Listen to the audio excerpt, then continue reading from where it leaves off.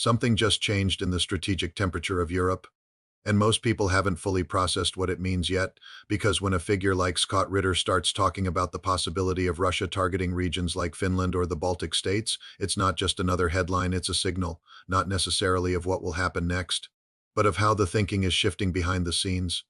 And that shift is what matters, because conflicts don't escalate suddenly, they evolve in layers, first in language, then in posture, then in positioning, and only after that, in action. Right now, we're somewhere between posture and positioning. To understand why this matters, you have to step back and look at the broader context. Europe is not the same strategic environment it was even a few years ago. The security architecture has been reshaped, alliances have tightened, military presence has increased along key borders, and perhaps most importantly, trust between major powers has eroded to levels we haven't seen in decades. That erosion changes everything, because when trust disappears, worst-case scenarios start to feel more realistic, and when those scenarios become part of strategic thinking, they begin to influence real decisions. That's how tension builds. Now consider the geography for a moment.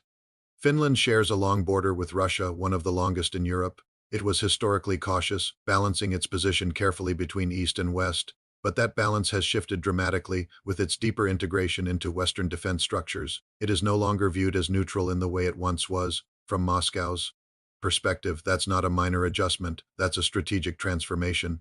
And transformations like that don't go unnoticed in military planning. The Baltic region carries even more weight. Estonia, Latvia, and Lithuania are not just small countries on a map. They represent a front line of influence, a point where major alliances meet directly. Any tension there doesn't stay local, it immediately becomes international. And that's where the risk multiplies.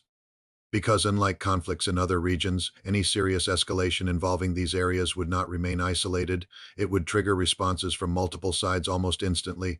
That's the reality of modern alliances, which is why statements about potential strikes, even if they are speculative, carry weight far beyond their immediate context. But here's where it gets more complicated.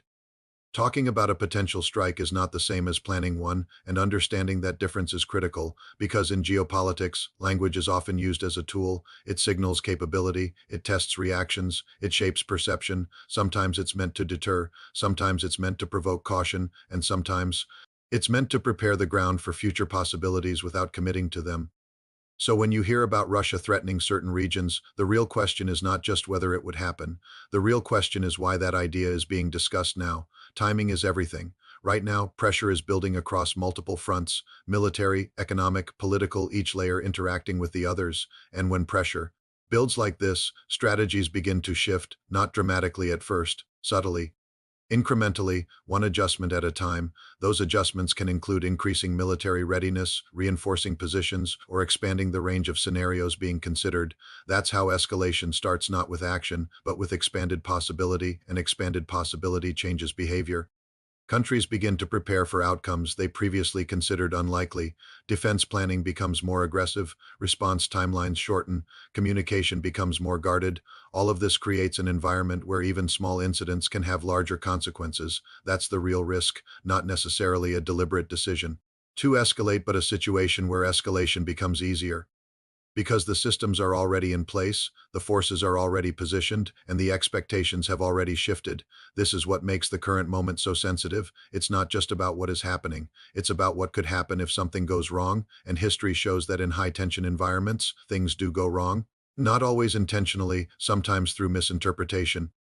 Sometimes through overreaction, sometimes through a chain of events that no one fully controls once it begins. That's why analysts pay attention to shifts in language, because language often reflects changes in underlying strategy before those changes become visible in action. And right now, the language is becoming sharper, more direct, less cautious. That doesn't mean escalation is inevitable.